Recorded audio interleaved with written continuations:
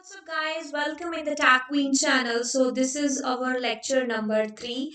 So guys, इस lecture के अंदर हम लोग यहाँ पर बात करने वाले हैं what is variable और Python के अंदर जो variable को memory allocate होता है वो कैसे होता है. So ये सारी चीजें हम लोग इसके अंदर discuss करने वाले हैं. तो चलिए start करते हैं lecture number 3.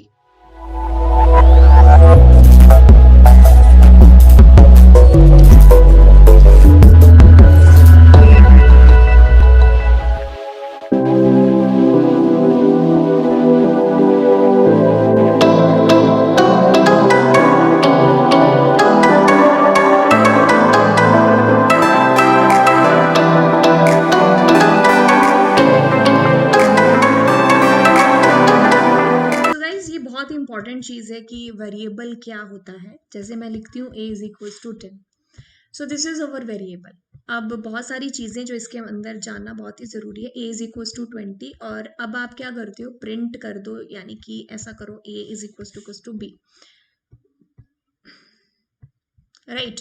तो अब एक चीज़ देखना, a is equal to b. Yes of course आपके पास में फॉल्स ही आने वाला है. अब मैं आपको एक id नाम के फंक्शन का यूज यहाँ पर बताती हूँ कि आप id देखो a की और फिर आप करते हो प्रिंट और आप id चेक करते हो. id एक ऑपरेटर सॉरी एक फंक्शन होता है पाइथन के अंदर जिसका काम होता है कि जैसे ही आपने लिखा यार a इज इक्वल टू 10, तो अब क्या होगा, बहुत बड़ी मेमोरी है, उसमें बहुत सारे 10 पड़े हुए हैं. तो हम इतनी बड़ी मेमोरी में जो हमारा 10 है हमने उसको एक स्पेसिफिक नाम दे दिया. क्या दे दिया? 10 ए. राइट. तो ये हमारा 10 है और इसका नाम हमने इस प्रोग्राम के अंदर लिखा ए. राइट. फिर हमने 20, मेमोरी में बहुत सारे 20 हैं बट हमने उसको नाम दे दिया क्या? बी. राइट. अब मैं दोनों का एड्रेस मेमोरी के अंदर वो कहां पर जाकर के इतनी बड़ी मेमोरी में स्टोर है, तो हमने उनका एड्रेस जान लिया. तो उनका एड्रेस कुछ इस तरीके से हमें प्रिंट हो गया. ऑफ कोर्स आईडी फंक्शन है जो आपको एड्रेस प्रिंट कराता है उस वेरिएबल का या फिर उस कलेक्शन का जो आप इसके पैरामीटर में देते हो. अब ये तो चीज रही ठीक. अब मैं b के अंदर भी ना सेम वैल्यू डालती हूँ. जैसे a के अंदर डाला 10, b के अंदर भी मैं सेम वैल्यू डालती हूँ. तो जैसे ही आप करोगे तो दोनों का एड्रेस क्या आ रहा है? सेम आ रहा है. राइट. क्या आ रहा है? दोनों का एड्रेस सेम आ रहा है. तो पाइथन क्या करता है, पाइथन क्या करता है, ये मेमोरी को सेव करता है. यहाँ पर यही चीज है कि ये इस तरीके से सेव करेगा मेमोरी के अंदर कि जैसे मैंने अभी आपको बताया कि a के अंदर 10 है तो मैंने इसकी आईडी देखी तो इसकी आईडी कुछ ये आ रही थी. फिर मैंने एक b ले लिया, उसके अंदर भी 100 डाल दिया. तो अब दोनों का जो आईडी आ रहा है मतलब दोनों एक ही एड्रेस पर जाकर के सेव है. तो ऐसा कैसे हुआ सेम?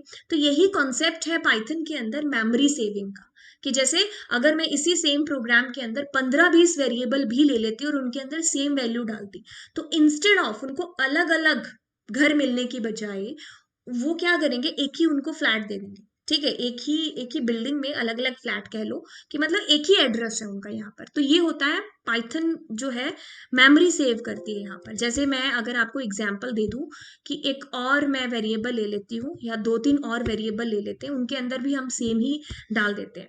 सी ले लिया और फिर आपने ले लिया डी. अब आप क्या कर रहे हो, इनका एड्रेस भी देख रहे हो मेमोरी के अंदर कि ये कहाँ पर जाकर के सेव है. तो मैं यहाँ पर सी को प्रिंट करा देती हूँ, सी का एड्रेस, और यहाँ पर मैं डी का एड्रेस प्रिंट कराती हूँ. तो गाइस अभी आपके पास में इंटीजर में एड्रेस आने वाला और सबका सेम एड्रेस आएगा.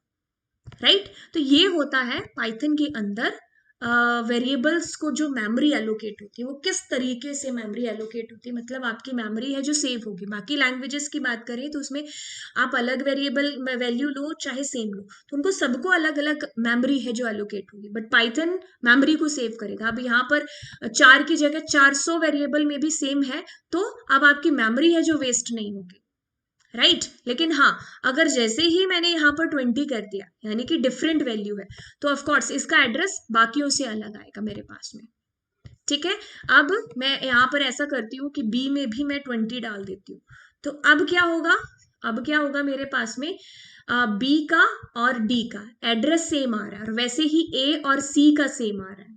राइट. तो ये है पाइथन के अंदर कैसे वेरिएबल्स को मेमोरी है जो एलोकेट होती है. राइट.